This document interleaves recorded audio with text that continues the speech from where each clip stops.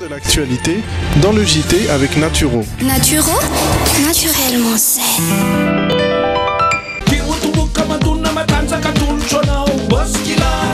Jereo ampilaminana le JT miaraka amin'ny Moskila. Vovon Beril manolotra anao ny le JT. Vovon Beril aimez la vie.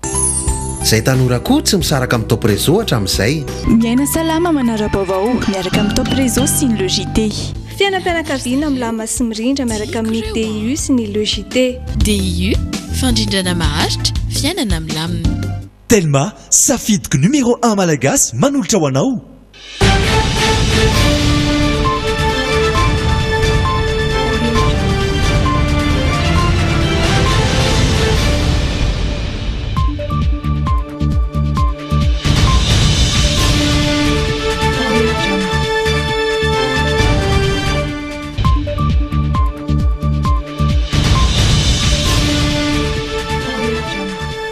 Miarabantsika rehetra tonga soa indray ato anatin'ny le JT amin'izao fa 7 ny volana May izao hialana tsiny indrindra ny fahatarany fanombohana ny fampahalalam-baovaontsika maromaro ny vaovao izay hoentina amintsika ary mahakasika indrindra ny fiainana politika amin'izao fotoana. Miarabatompoka ary manasanao izay anaraka ny fampahalalam-baovao hatramin'ny farany. Tonga dia arositsika avy hatrany ary ny actu.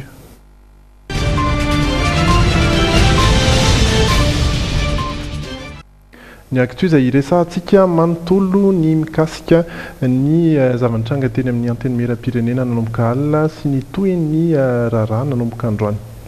Alimbe vao ny farana ny fotoam-pivoriana izay notanterahany ireo solombavambahoaka omaly teny anivony anteny miram-pirenena. Nandritra io fivoriana io moa no nanantanterahana ny fandatsaham-bato ho fitsapakevitra mikasika ilay fiampangana ny filohan'ny repoblika izay mety fara amin'ny fampiatona azy amin'ny asany. Niteraka adihevitra lehibe nefa ny momba ny fangararahany io fandatsaham-bato io araka izao vaovao tateriny Tsiori Arsorandrianjaka sy misy razafinjatovo azy izao. Raika amin'ny roapolo amby zato amin'ireo solombavambahoaka 5 amby roapolo amby zato nandray anjara tamin'ny latsabato fitsapan-kevitra ho amin'ilay fampiatona ny filohan'ny repoblika amin'ny asany na mise en accusation à fin de déchéance no nandany ny eny ny amin'ny ampiakarana io fiampangana io eny anivon'ny fitsarana avy momba lalam-pandrenana. Izay no vokatra faran'ny nivoaka tamin'ny latsabato alina tokony tamin'ny iray ora maraina. Latsabato izay hita ho manjavozavo ihany anefa raha zoina ny tena zava-nisy marina tetỳ amin'ny anteny miram-pirenena omaly tolakandro. Nandritry ny tsangatanana ho fandaniana ny fandaharam-potoana na ordre du jour vaovao tokony tamin'ny roa tolakandro teo eo 4 ireo solombavambahoaka nandany izany 4 ireo nanohitra izany ary 3 ireo tsy nanan-kevitra izany hoe 3 ireo solombavambahoaka nanatrika ny fivoriana tamin'io fotoana io. Taorin'izay ny aton'ny fivoriana rehefa tafatsangana ilay vao miera manokana natao andinika ny momba ilay fiampangana ny filohan'ny repoblika izay nisintaka ny vory mitokana mihitsy. Ora vitsy taorin'io niverina ny fivoriana tokony tamin'ny 7 ora alina teo eo. Nisy ireo solotena avy amin'ny fahefanam-panatanteraka saika anatrika izany saingy natao tsangatanana indray ny tokony anatrehan'izy ireo izany na tsy. 7 ary ireo solombavambahoaka nanangatanana ho amin'ny tsy tokony anatrehan'izy ireo izany 4 kosa ireo nanohitra izany ary 3 ireo tsy nanan-kevitra. Izany hoe raha atotaly dia 4 ireo solombavambahoaka nanatrika ny fivoriana. Rehefa nivoaka amin'izay nivokatry ny latsabato fitsapan-kevitra fotoana vitsy monja taorin'izay voalaza fa nahatratra 5 ireo solombavambahoaka nandray anjara tamin'izany. Izany hoe ny tombo 2 tao anatin'ny fotoana fohy ny isan'ireo solombavambahoaka tao anatin'ny efitra ny fivoriana. Ireo seza efa banga hatrany ampiandohana nefa ny toetra ho banga hatrany mandra-pahatonga ny faran'ny fotoam-pivoriana. Ary androany ihany moa dia tonga teny amin'ny ivon'ny fitsarana avy ny lalam-pandrenana ireo solombavambahoaka ireo. Mialohan'izay fandatsaham-bato izay nefa dia somary nafapana ny adihevitra teo amin'ireo solombavambahoaka nisy tamin'izy ireo mihitsy aza no saika ny fampikasanana ka tsy maintsy niditra tsehatra ny mpitandro ny filaminana mbola nanatrika izany zavaniseho izany hatrany Tsiori Andrianjaka sy misy razafinjatovo. Amin'ny valora sasany alina nisokatra ny ady hevitra tetỳ anivon'ny anteny meram-pirenena ny amin'ny ilay fangatahana ny fampiatorana ny filohan'ny repoblika amin'ny asany nafana ny ady hevitra teto ary naritra roa ora be izao ny fandimina neo ny heviny ireo solombavam-bahoaka andaniny ireo manohana ilay fiampangana ny filohan'ny repoblika ankilan'ireo manohitra izany kazy fitakiana ny isa hoe aizany député 2010 zay nanao sonia et la Tsabato quand même la Zaz est au droit. Manaraka an'izany fa raha mbola misy ny procédure de mise en accusation sahala amin'izao zay efa mipetraka nanaovana communiqué officiel d'emploi efa napetraka tamin'ny zoma dia ny fangavana ny anteny meram-pirenena tsy azo atao fomba hicontre-attaquena ny procédure de mise en accusation pour déchéance ny atao filohan'ny république izany azafana sika miteteika fa manotena satria mitena mosobe saka miteteteotera sady misy ahoana mitatakana Jerusalem haparoso Madagasikara anao paprodizana na presidentao zay manotreskinta Madagasikara zany vedekenao hoe atao fitamona mpitondra misy Madagasikara anaovanao azavatika ka mieritsereta sika satria gnatony aza misery torosono androany fa torosono avy famatozakasika rehefa nantany izahay hoe fa maninona moa tsy omena kopirany zavatra izahay fa vakina fotsiny le izy tsy fantatray dia nisy ny teny tao anatin'ny commission tao eo ianao andriamatoa président namarina an'izany fa hoe oresantsika ato ary le rekety lapa démocratie vahoaka amin'ny eo maninona tsy resahana ato ary le rekety inona ny antony inona ny antony tsy fatokisatsika anandriamatoa filoham-pirenena maninona tsy lazany eto fa maninona le tatotra fitipitiny ka za dia manaiky atsika solombavam-bahoaka oka tsy tratra fitaka ohatra zany fa za dia tsy manaiky kosa satria zay lapa démocratie mitratraveritsika maninona ny tseto le izy ary mbola mangataka ihany koa zay mitentsika fa misy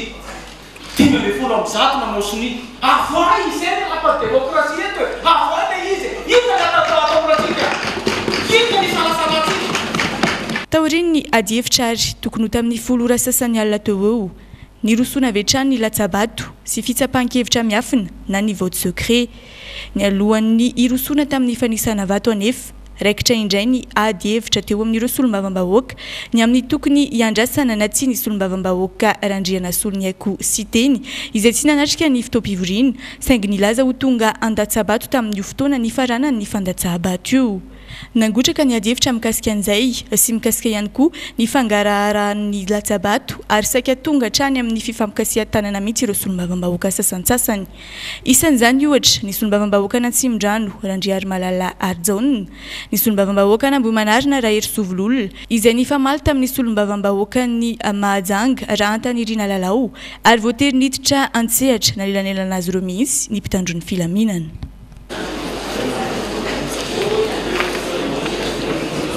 Io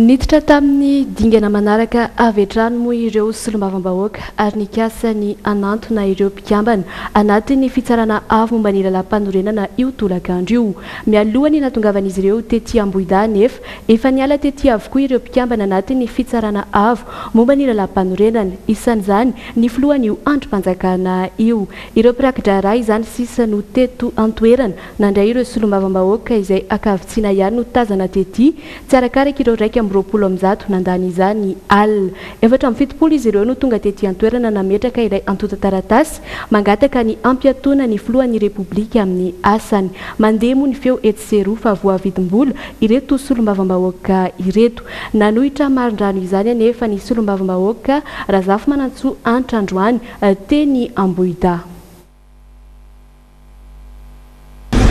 Tsy voavidina 4 tsy voavidina 15 millions na 25 millions na 50 millions député fararaha-pirenena. Nisy ny zavatra izay nataon'ny solombavambahoaka izay mafify tsara zany hoe nisy requête napetraka député vitsivitsy ary nitohana ny député amin'ny vodina parlementaire misy rehetra eo amin'ny assemblée nationale zany no nanohana n'io requête io. Les requêtes zany des requêtes de mise en accusation afin de déchéance de monsieur le président de la République de Madagascar. Zay zany le izy. Ka ny zavatra efa hitantsika tamin'ny omaly reny dia efa nandeha zany ny procédure rehetra izay voalazan'ny lalàna. Ny zavatra tiako tenena voalohany dia amin'izao hoe be dia be ny filazana hoe iza moa zany fitsarana mahefa amin'izao voalaza ao amin'ny andinin'ny fafito ambin'ny polo amin'ny zato ny constitution, article 167 ny constitution dia hoe ao anatin'izay zany dia milaza hoe rehefa tsy mipetraka ozy izy ny haute cour de justice dia ny haute cour constitutionnelle ny compétente.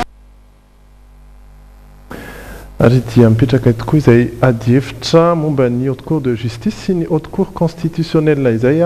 misafotofoto ny raharaha sy ny toedraraha amin'izao fotoana ary dia niresaka ihany koa ny lalàna sy ny fitsarana isika. Isan'ny naoraka tamin'ny ity anio ity tokoa araky ny fananarahantsika teo ny fiampanganany filoham-pirenena izay nentiny ireo solombavambahoaka tena anivo ny fitsarana avo momba ny lalam-panorenana rehefa lany teny Tsimbazaza omaly arivo. Nandray ny hevitra Saondra Rabenarivo mpahay lalàna iray anisan'ny anatra ny lalam-panorenana tany ampitan-dranomasina ny tenanay tamin'ny ity anio ity teo amin'ny sary ny Voara Rabena. Raha ny fanazavany Saondra Rabenarivo mpahay lalàna iray dia tsy tompon'andraikitra mahefa manoloana io fiampanganana ny filoham-pirenena io ny HCC na ny fitsarana avo momba ny lalam-panorenana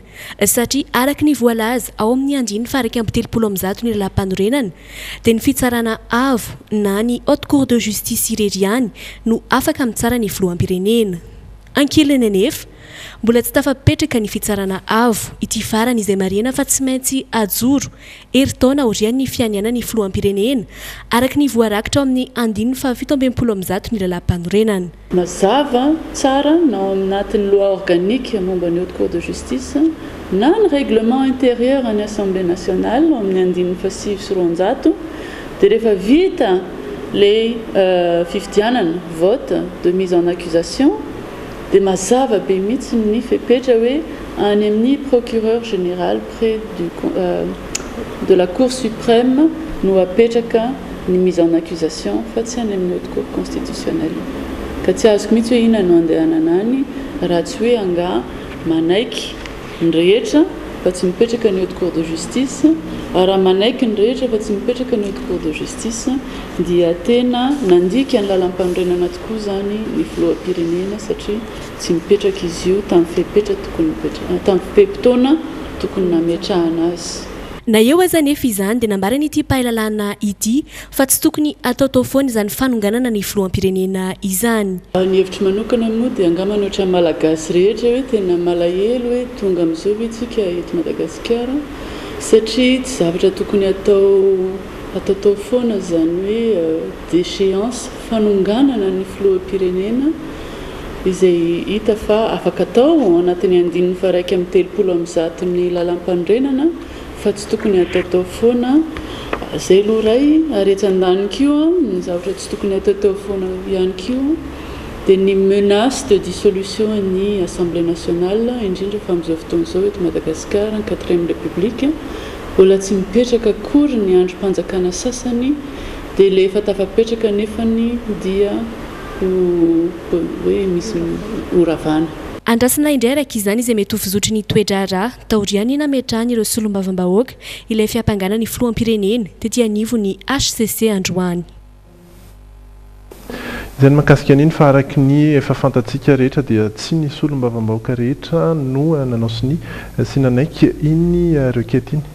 Raha tsaivina tokoa dia nisy tamin'ireo solombavambahoaka no tsy nandray anjara mihitsy tamin'ny fifidianana izay no tanterahina omaly. Ny sasany tamin'izy ireo nisy no nivoaka mihitsy ny efitrano ary ny sasany kosa ny tazana nanaraka ny zava-nisy rehetra manazava ny antony tsipahan'ny fanangonana na ny fananganana na ny déchéance ireo solombavambahoaka androany. Nambaro ombieny hatramin'ny omaly fa raika amby 20 amin'ireo solombavambahoaka 5 amby 20 no nifidy ho amin'ny fiampanganany filoham-pirenena. Izany hoe efatra tamin'izy ireo no tsy nanaiky saingy nifidy ihany. Ireto solombavambahoaka ireto dia samy tsy tao anatin'izay 5 amby 20 voalaza teo izay. Amin'izy ireo tsy mitombona mihitsy ny filazana fa raika amby 20 ireo nanaiky ny firosoana ho amin'ny fanonganana. Ny antony dia satria mbola betsaka ireo solombavambahoaka tsy eto an-toerana. Izy ireo ihany koa dia nisy 30 teo eo no tsy nandray anjara tamin'ny fifidianana. Hafa ny isan'ny fidy ary hafa ny isan'ny bulletin ny soratana nivoaka tao anatiny ao. Manome ohatra anareo aho hoe nisan'ny bulletin dia 125 na 520 nisan'ny député nefa ny araiky amin'ny 50 raha natao ny kazikazy azo omena anareo ny liste hoe iza ny député sy eto toerana dia miisa 20 izy ireo ary izahay izay nivoaka na sy niditra tao anatin'io salle io dia misy any amin'ny 4 mahery. Isantsananika an'ireto solombavambahoaka ireto ny fametrahana fitoriana eny anivon'ny HCC ho fiampanganan'ny filohany tsy famakinam-pahibe maso na ihany koa tsy nampahafantarana ireo solombavambahoaka ny tena votoatiny tao amin'ilay taratasy fitoriana. Azahay tsy mahita an'le requête ahoana moa nividianana zavatra tsy hita maso raha hitanay maso le izy dia mba afaka nanday safidy zahay naneo hevitra hoe nifidy fa no izy tsy hitanay maso dia sy naneo hevitra zay nifidy zay tompoko. Ny problème-na hoe tsy aseho zany le requête comme quoi hoe misy le falsification de signature zay falsification de signature zay zany tsy enkena satria le tamin'ny taloha ho nanao motion de censure ny premier ministre dia efa nisy zay falsification de signature zay dia mitorony namana zay ny falsifiena ny signatureny koa manaraka procédure amin'izao fotoana zao ka ankehitriny dia tsy enkeninay zany falsification de signature zany satria misy zahay tsy ny président dia bakao soratsoratina any amin'ny fananovana an'le dissolution ny président de la république. Tsy pahanireto solombavambahoaka sasantsasany ireto araka izany ny fametraha-pitoriana fiampanganan'ny filoha teny anivon'ny fitsarana avy momba ny lalam-pandrenana androany. Tsy anaiky ihany koa izy ireo ary milaza ny ametraka fitarainana sy fitoriana eny anivon'ny HCC mikasika ny tena zava-misy marina teny amin'ny anteny miram-pirenena omaly. Fa anisan'ireo izay nandray anjara sy nankatohany ny fanasorana ny filoham-pirenena iny kosa ny solombavambahoaka TIM somary mampametra-panontaniana ihany ny rehetra izay fandraisana anjara ny TIM izay indrindra tao aorian'ny fampihavana-pirenena izay nanambarany ny filoha teo aloha Marc Ravalomanana ny fankatoavany ny fitondrana ankehitriny namaly izay fanontanian'izay indrindra ny filoham-pirenena Rajaonarimampianina. Ao anatin'ny fampihavanam-pirenena ny hoe olona tsy mifankahazo teo aloha lasa mihavana aty aoriana. Izay no namafisin'ny filoham-pirenena Rajaonarimampianina tamin'ny fihaonana tamin'ny mpanao gazety io atoandro io. Anisany nanontaniana azy manokana tamin'izany ireo député TIM izay anisan'ireo nifidy ny fanongarana azy. Resaka amin'ny TIM na amin'ny Ravalomanana izy anontaniana za tsy hoe fifandraisany aminy fa izy tsy fantatro namanao na fifandraisany aminy rehefa inoko fa miteny ataony any no andeha hitsarana azy tsy vao tamin'ny herinandro izy no milaza hoe izy dia mananja ny tandalana ary mananja ny fitoniana miady eo amin'ilay stabilité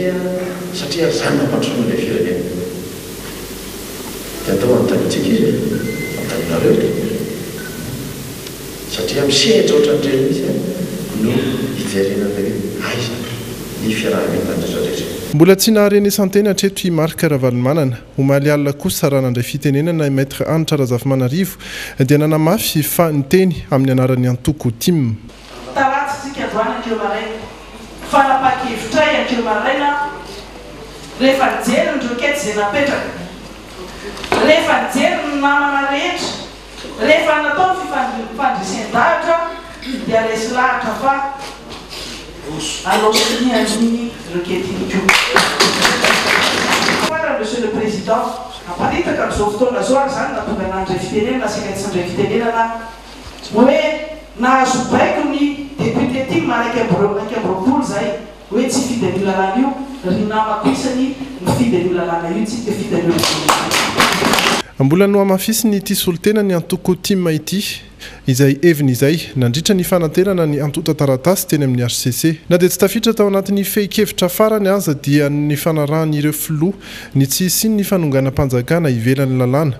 tsy midika nefa izay fa hiara-dalana eo amin'ny fitondrana trano izy ireo raha ny fifidianana be ny tanàna no jerena dia samy manana ny kandidatoanany ny antoko tim sy ny antoko ny filohampirenena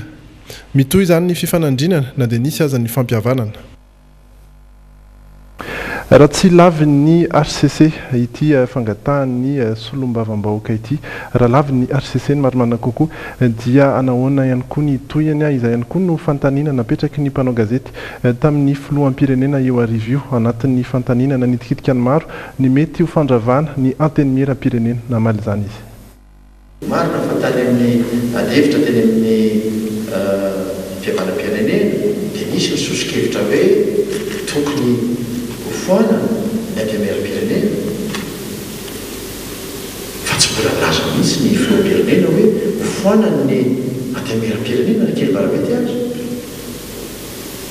ny filohampirenena ke ao anatin'ny ity constitution ity dia efa manana ny fahefana rehetra anaovana zany ao amin'ny andininy fahenoko tsy lilany andry akory any fihavanam-pirenena izy raha teanao an'izany fa izao mila fitonina isika mila filaminana isika amamy krizy no ataotsika fa tsy amboly krizy vaovao izay ny mankasika an'iny fa tao anatin'izay resadresaka ny arana tamin'ny filohampirenena izay ihany mialoha izay manomana kokoa dia nisy ny fanambarana izay nataon'ny filohampirenena nanamafisany fa mbola mitondra ny fanjakana malagasy hatrany tenany ary laza ihany koa ny zavatsy nety tao anatin'ny fifidianana nataon'ny solombavam-bahoaka alina araka ny fanambara hatramin'izay dia mila fitonena ny firenena mila fitonina ny vahoaka mba hampandrosoana ity firenetsika itya miaraka ihany koa amin'ny fanampiny ireo havana avandiram-bato niezaka foana nanatsy zany tantanany zany ka eo alohany ny zavatra niseho maleriva teny amin'ny anteny miram-pirenena dia mametraka fanontaniana ihany mitovy aminao ihany hoe voaja ve mangarahara voaja ve lalàna voaja ve ny fitsipika rehetra zay tokony honaraha misy tatotra maro zay tonga ty amiko milaza fa misy ny kolikoly tao amin'ny zavatra natao omaly betsaka ny milaza fa mofokofona risoriso izany za ty laza aminao voaka malagasy fa ny tena koara dia misy lahatra fa maro ny zavatra tsy nety tao ohatra ray fotsiny volazaiko anao valopolo ny solombavam-bahoaka eo zay tao anaty efitra mifidy dia reny ambara ireny fa 520 amby zato no vato zay misainy tsy matakan'ilay isan'andro hoe firy ny mpifidy dia ampitahina amin'iny ny vato zay voalatsaka fa rehefa latsaka le vato tao anatin'ny vata fandatsahana azy dia iny ray misaina dia tonga dia lazany hoe zao zany misan'ny mpifidy anka mampametraka fanontaniana zany zavatra izany so ihany fa misy ny ambaratonga mpitsarana zay itsara izany zavatra izany. Anisan'ny fantaniana izay napetraka tamin'ny filoha Donald Mampiana ihany koa io arivo io ny mety fisiny ny disadisana lonolony eo aminy sy ny Prime Ministre Jean Ravelinarivo ary dia novaliany tsotra ihany koa izany. Amin'ny fanariana izay mety tsy mety foana. Manao ny fifandraisana amin'ny gouvernement zareo tia andriamatoa Prime Ministre ngatsy mitsika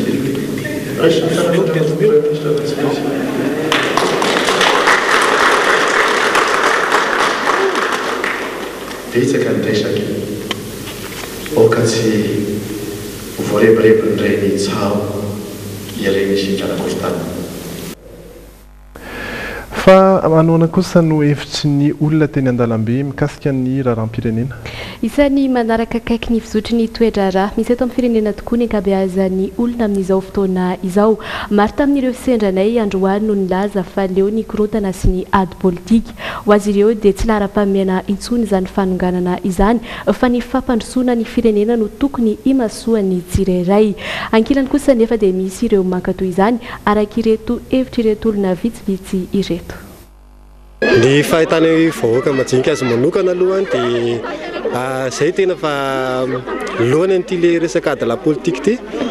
ka mitsipaka marindrana an'ity fanonganam-panjakana ity satria fa leon'ny krizy ela dia ela firenena. Tena loha le ritsialy zay tonga eo tsisy mahavita miresaka daholo fa rehefa aloha izy aloha miasa dia aloha izy aloha ny hanao anazy.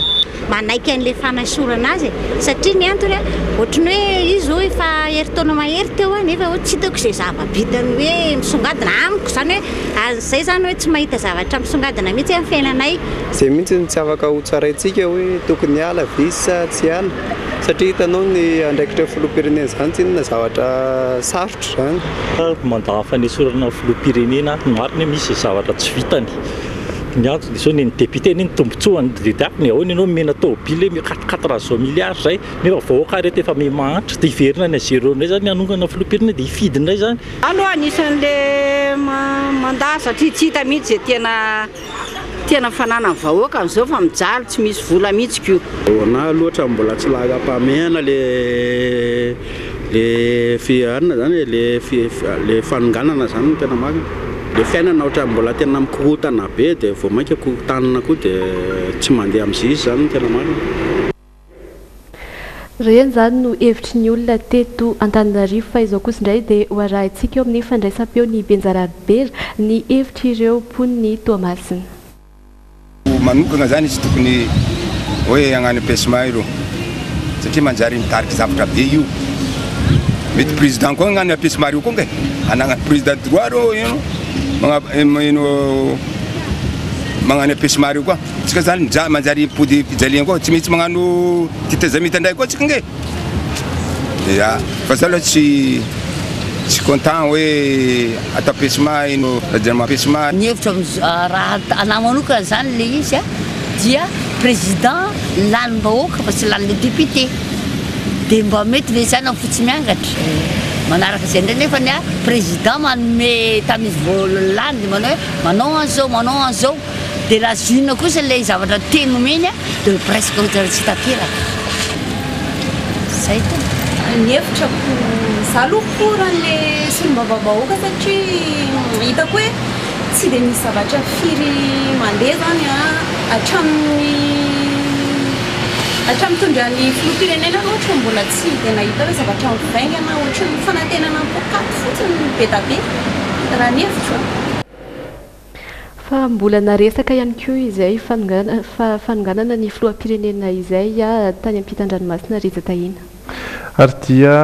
ny teny izay nampiasainy ireo mpanao gazety vahiny rehetra moa raha ny androany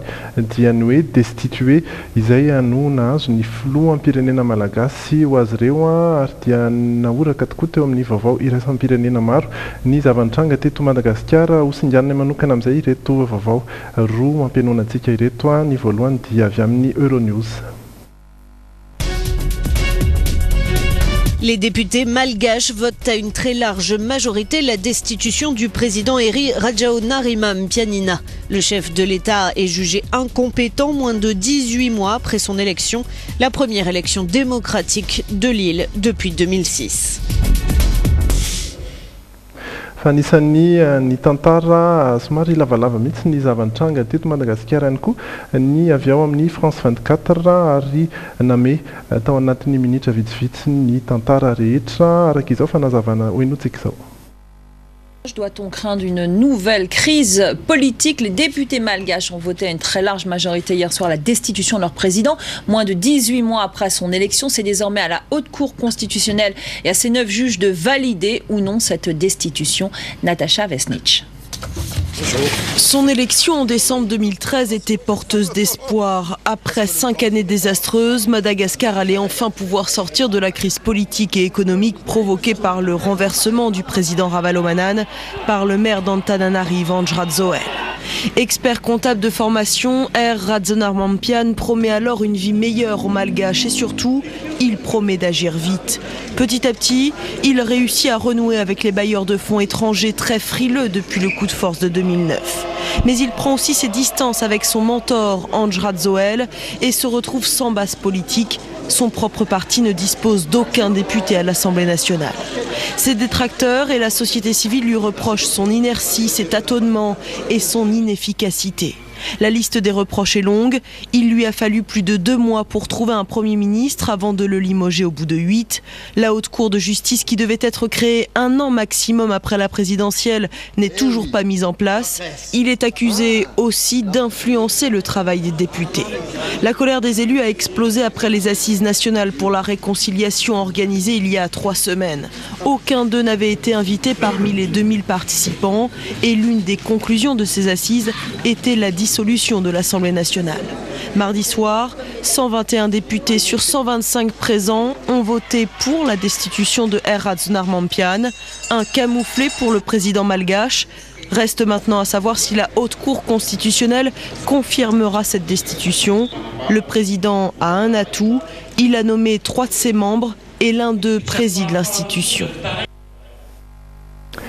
Izay ihany koa no antsika namitina ny toedrarà rivadiantsika amin'ny lafim-baovao hafa. Ny azo any Toulouse, France, aka ny fiaramanidina vaovao anampisa ireo izay efa amperinasa ireo tompon'andraikitra voalohany eo anivon'ny kompania pitaterana Air Madagascar. Tafiditra ao anatin'ny drafim-panarenana ny orinasa moa izany ary nitsidika ny Turquie nijery boenina miisa roa ny orinasa mba hanatsarana ny fomba fiasa.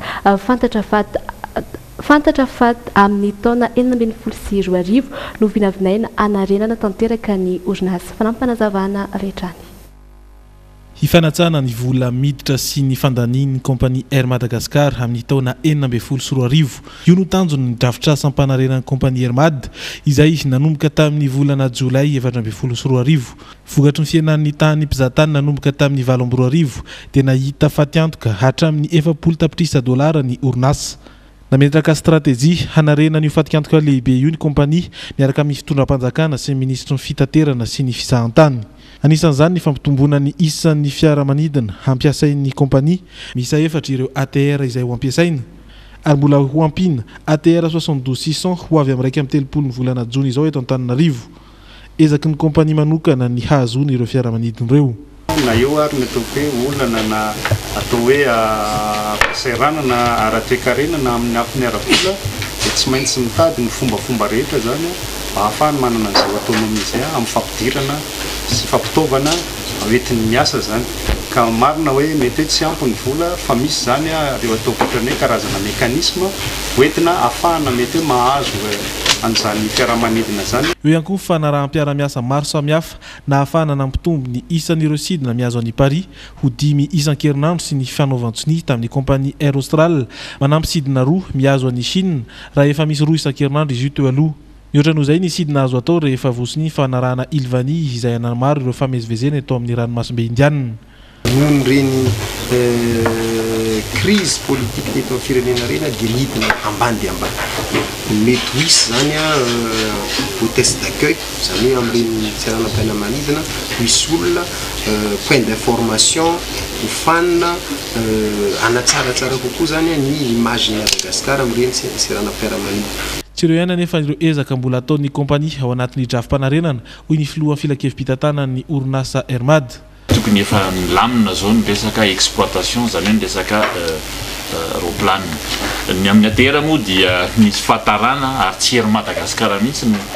diso tamin'ilay izy na ny hafa raha moa zany fa ny constructeur antara satria le roplanina 772-600 faharoa iny tamin'ny fahadimy volana avril iny raha ny contrat ny fanaovana no natao no tokony ho livrena tamin'ny ery Madagasikara. Avy eo ny amin'ny moyen terme dia ny stabilisena araka ny tenen'ny taré général teo notamment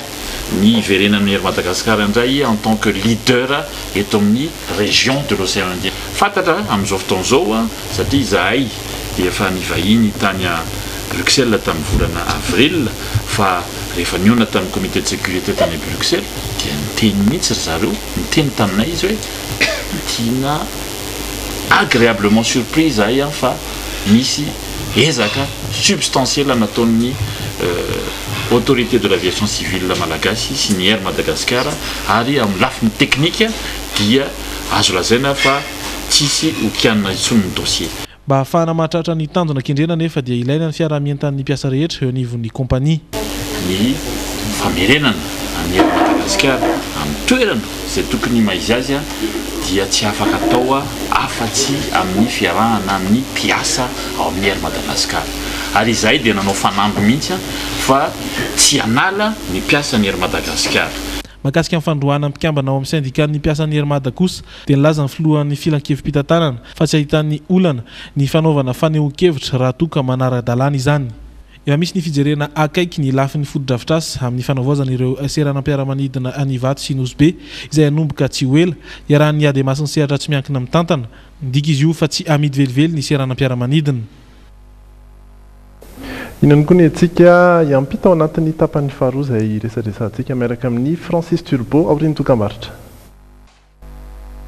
Ary dia miditra ao anatin'ny tapan'ny faharoa ny logité isika somary maromaro sy mavezabetra ihany ny vaovao teo aloha teo ary dia izao sika zany vao hiditra iaraka amin'ny Francis Turbo. Salama ianao? Ie, salama tsara fa misaotra somary radreraky ny fety tamin'ny farany herinandro teo fa dia salama foana ka isaoran'Andriamanitra ary dia faly miarabantsika rehetra mpanaraka ny logité miaraba ny namako ihany koa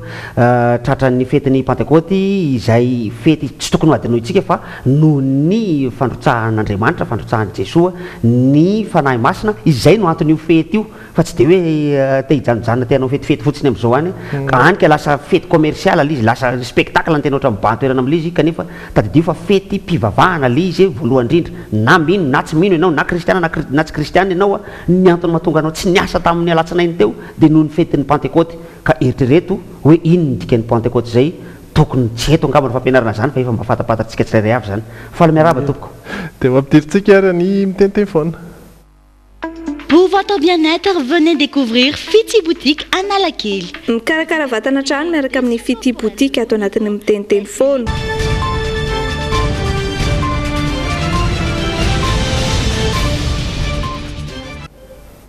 Dia reny moa ny vaovao zany reny vaovao mino fa manakambara ianao mavesabesatra mihitsy fa ny zavatra tiako tenenina amin'ny ankapobeny dia zao faly isika faly tsika ianao faly mahino an'ireny vaovao reny ny mpanao gazety rehetrarehetra faly milazay nareo zay tsy faly ny olom-pirenena faly milazako nareo zay tsy faly ny tiako tenena amin'ilay faly indray amin'ilay olom-pirenena lina zavatra hoe ahoana fa deny izy ao ahoana izy ao ahoana ohatra ny hoe mahalina ny olona tsy hoe faly misy zavatra mahafinaritra fa faly satria misy zavatra mahaliana ary dia ny olon-drehetra dia faly amina toe-javatra ohatran'ireny ary dia lina daholy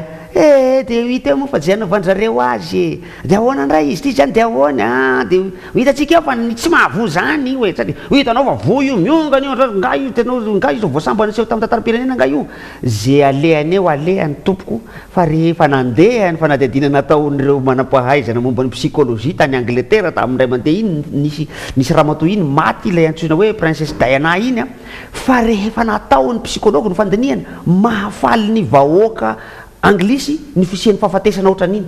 tsy hoe faly izy fa maty princesse Diana tsy zay fa le hoe miara miombona alahelo ao anatina fotoana ray tokana ny olona mieritreritra zavatra anankiray tokana dia misy ranomaso latsaka fa maivamaivana ary mitombo ny fahasalaman'ny vahoaka rehefa misy zavatra mampihetsi-po azy ohatran'iny ka iraisany vahoaka rehetrarehetra dia izao zavatra misy izao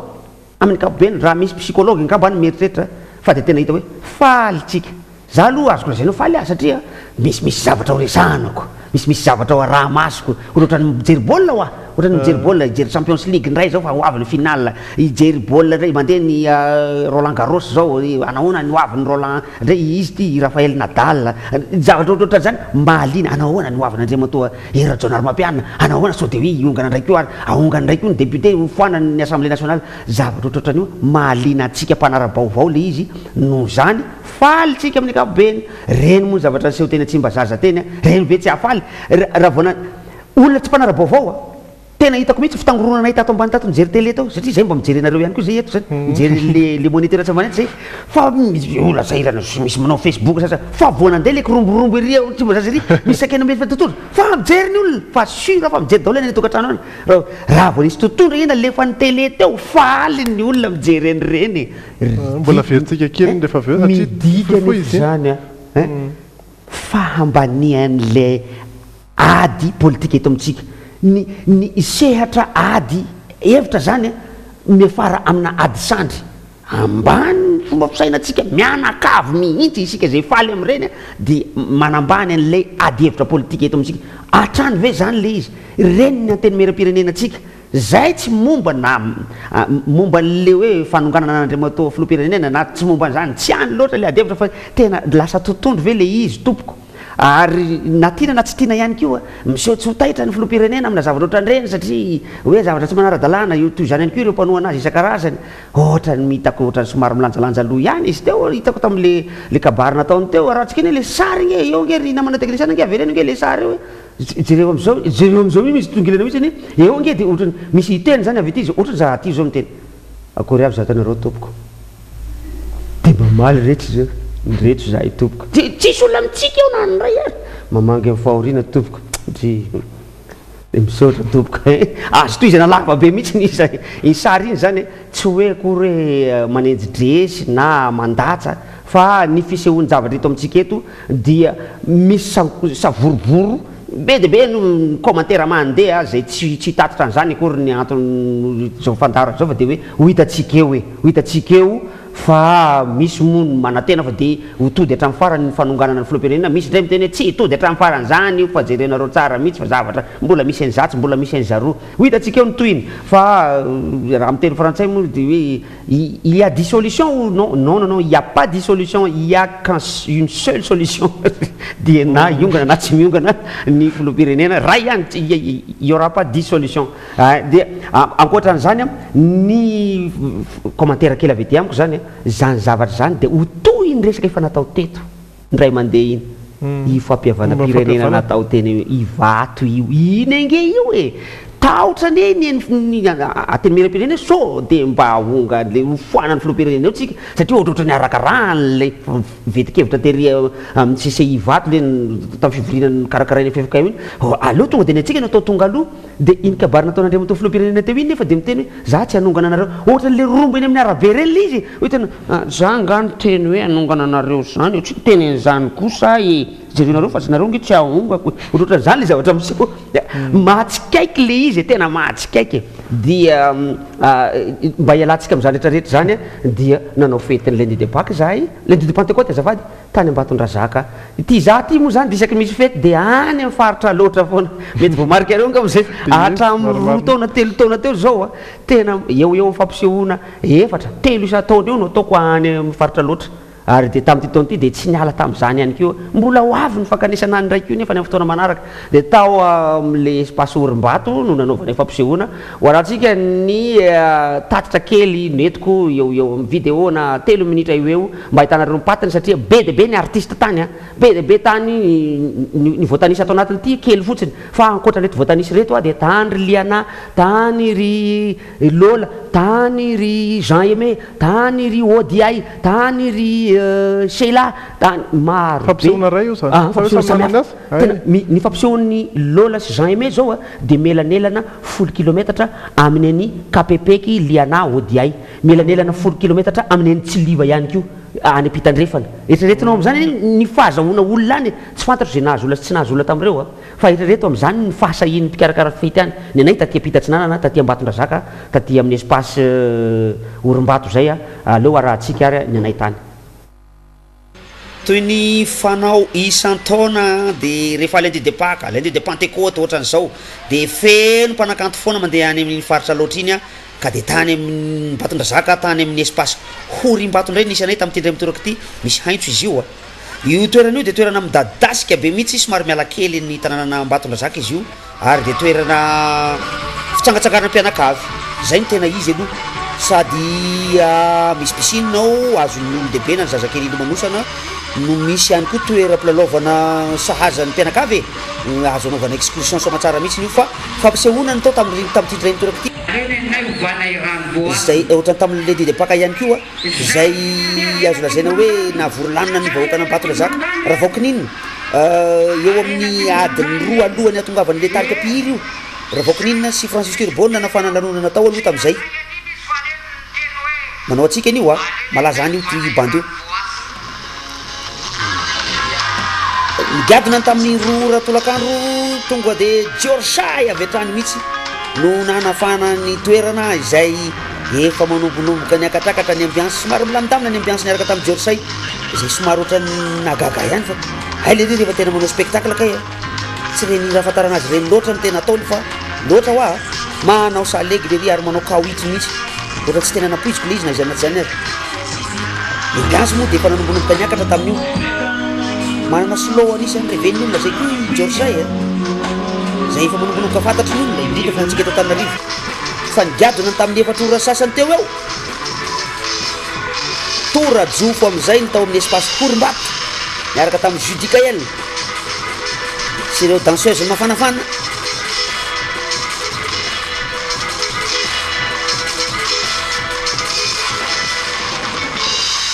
nisan'izany ny batteur ny manala azy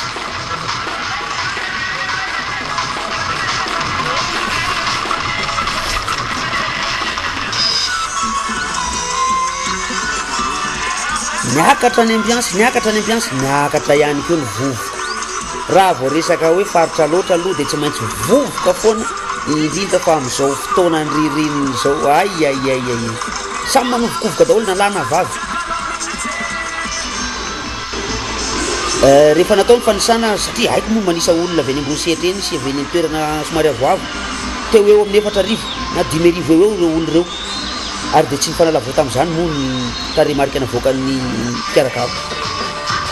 naharitra mandra-parivon'ny andro efa maizimaizina tany hoany amin'ny 7 ora ariva tany vao tena fampisaraka ny rototo de ny mpanakanto sy ny vahoakana Ambato fa nome fotoana amin'ny manaraka indray ambiance misy ambiny kely blanc zay any farany zavatra iny mako nisy tsy nety kely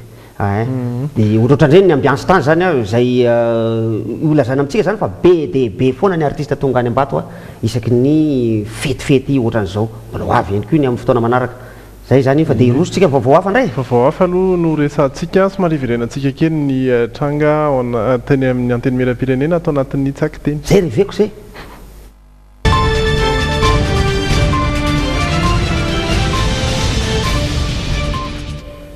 efa natsidika kely teo ihany moa tao anatin'ny fanadihadiana fa tsy de ity loatra tsina no votoatin'ilay vaovao de tsy de nalefa hatramin'ny farany eto kosa dia ahitantsika lavalava kokoa izay ady niseho tetsy amin'ny anteny meram-pirenena ndresa Francis de zay anisan'ny sarika ny maro teo amin'ireo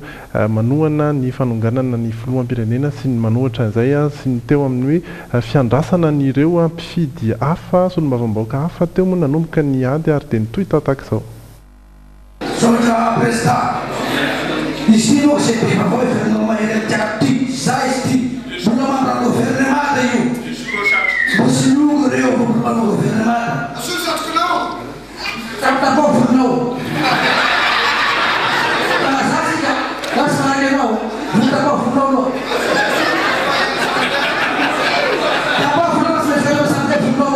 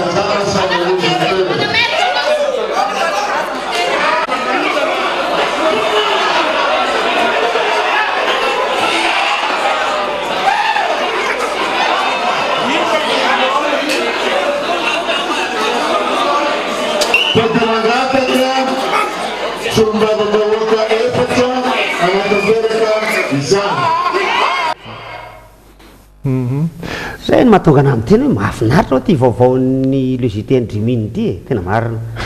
tena misy le andrandrasako amin'ity vaovao ty mahafinaritra fa hivadika ao anatin'ny vaovao hafa amin'izay tsika tsy resaka politika intsony no manomboka eto a tsaky teny raha teo iny a ny diary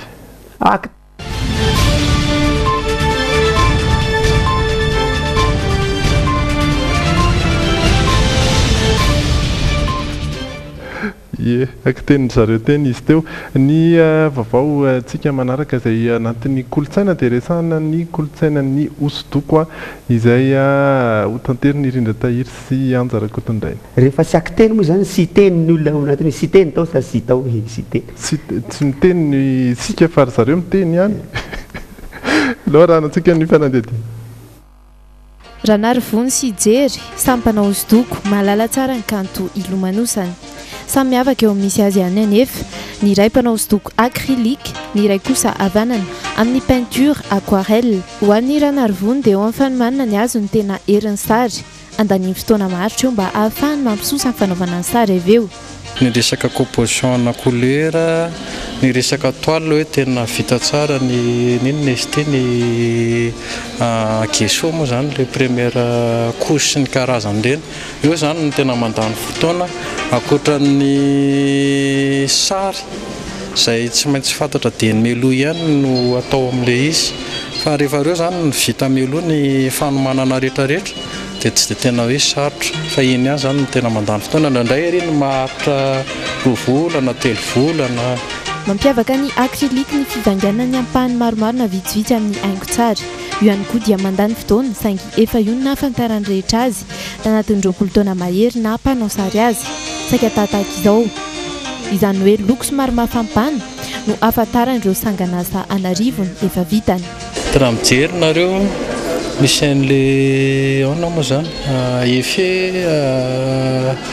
ohatran'ny hoe somary mivohitra le sary dia akoatr'izay raha tena jerena akaiky le izy no ahitana an'ireny ohatran'ny somary eto moa izany no tena ahitana azy reny ohatran'ny somary point madinidinika kely reny dia reny le fe maromaro mifangaro anatin'ireny rehetrarehetra ihany zany reny no tena tiana voaka. Ho an'ny jery kosa indray dia hosodoko amin'ny rano no manavanana azy kokoa amin'izao fotoana raha toka peinture à l'huile no tena nataony hatr'izay. ny any Nijeria indray kosa dia ny fandaniana eto ny tena mandeha satria ilaina ny fahatombana ny fitaovana sy ny akora ampiasainy tafiakatra hatrany amin'ny roa hetsy mahery izay fandaniana izay. Ny aquarelle zany aloha somary be pitsopitsony izy amin'ny fanomanana hoe ny cadre mila vita tsara dia mila fitaratra sy ny karazany fa ny huile tsy dia mila an'izay loatra tsara izy misy cadre fa tsy dia tena hoe ilana loatra an'izay izy na ny aquarelle na ny aluile na ny acrylique na karazana fanaovana sary izy toka fa dia miankina mpiangala azy avokoa ireto mpanao sary ireto santionany tamin'ny sanganazan'izy ireo no aranty eto amin'ny IKM Tsavola amin'izao akatoky ny fetin'ireny izao. Anisan'ny kolotsaina anankiray tena tsy dia tena mbola fantatr'olona ny mahazava-dehibe azy zay aporisiana antsika hoe tandana reo olona mba mijery na hividina na tsy hividina midana mba mijery ilay izy fa misy mahazava-kanto azy lalina be mihitsy ny atao hoe hosodoko raha ohatra ka tia sary io tsika tena mba tonga ao IKM izy teo averiko hoe IKM ao Tsavola fa le daty tsy fantatro hoe hatramin'ny roviana fa amin'izao akatoky ny fetin'ireny zao ny henoko teo. Ie zany hoe hatramin'ny alahady aloha amafisitsika ihany izy aveo hoe hatramin'ny roviana fa hatramin'ny lahady aloha zany azo antoka fa le IKM Tsavola koa be dia be tsy mahita azy satria toerana somary vaovao ihany izy io mety amin'ny sary kokoa ngamba mety mora hanorona azy satria betsaka ihany hoe ahita mony i amin'le somary miakatra le izy io amin'le tournant io mihodina amin'le banque io le izy dia miakatra ohatran'ny sens interdit izy zao sens unique izy zao sens unique izy zao sens unique midina ihany fa tsy azo ekarana intsony dia mitsofoka any amin'ny ambasadiny amerikana teo aloha ny ilany oa fa ny ilany mivily akavy raha ohatra ka avy ety amin'ny aro assurance dia mivily miakavy izy miakatra fa tsy azo ekarana izy zao fa hidinana sisanao zao tao eo amin'ny ilany akavy eo ny IKM. Ie dia afaka miantso any mosika rehetra zany raha na mametraka afatra i fitoeran'ny kolotsaina malagasy. Fitoeran'ny kolotsaina malagasy. Fa iresaka ny fanatanjahan-tentsika farany.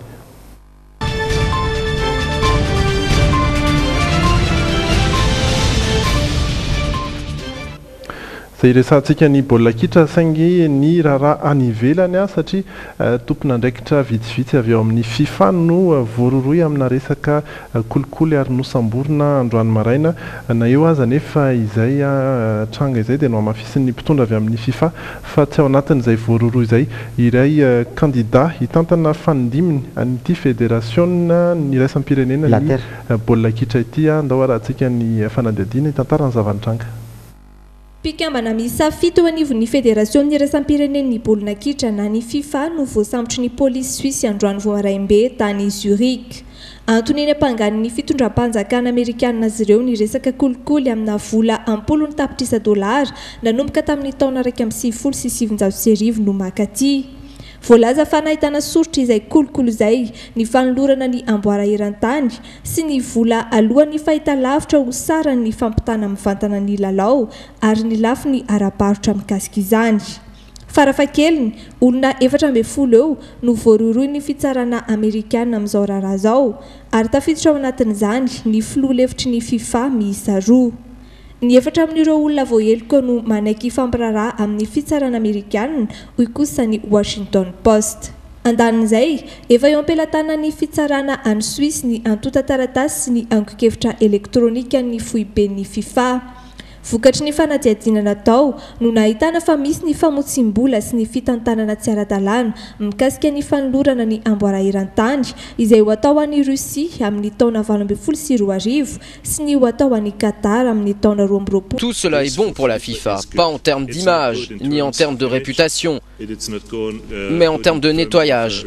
Nambarani Walter de Gregorio mpitondra teny fa ny FIFA ihany no voa amin'ny trangana kolikoly toy izao ka izay no mahatonga io fédération io efa nametraka fitoriana tamin'ny volana Novambra. Voalaza ny fa tsara ho an'ny FIFA ny toy izao mba ahafahana manitsy ny laza ratsy azon'ny FIFA. No amafisiny kosa fa tsy ao anatin'ireo olona voaroroy na nosambory ny Sepp Blatter, kandida hitantana fanindiminy FIFA. Noho izany tsy azo heverina ho izy ny sin'ny UEFA metrapelany. fifanandrianan'ireo rotota moa zany izy ty dia tsy izy zany tsy akory fa ny androm-panjakana mpanao lalàna sy ny androm-panjakana izay mpanatanteraka dia ny filoham-pirenena lasa makany foana zany ny saina maneritretra na dia resaka fifa ry izy satria dia resa-bola sy kolikoly ny kasika ny fifa sy ny baolina kitra sy ny mondial indrindraindrindra tanatin'iny resaka iny nisy voaroiroy tamin'io koa ny resaka ny gazety ny filoha fédération malagasy tamin'ny fifidianana na tonga ny Qatar ho voafidy hanaovana ny mondial 2022 io fa zany hoe fa hatramin'izao moa zany zao dia tsy voaroiroy amin'izy io malagasy aloha zany fa dia madio tsara ny ranony tany ary dia io ranony tany io no ompiana trondro ery amin'ny élevage. Ina koa netsika marana logité Francis asa misy resaka tianao atao hoe amin'izay resaka efa lavalava izay tapitra ka efa nioatra be tsika zao fa dia mirary soantsika mianakavy aloha zany fa dia engany mba samy atoro soma tsara daholo na ianareo pomba ny andaniny na ianareo pomba ny ankilany matory daholo tompoko aza miasa saina amin'izany fa lalao mbola oela ny diavolako lava sady ao anatin'ny diavolantsika zao veloma tompoko rapitona fotoanantsika manaraka veloma tompoko tsisy météo tsony zao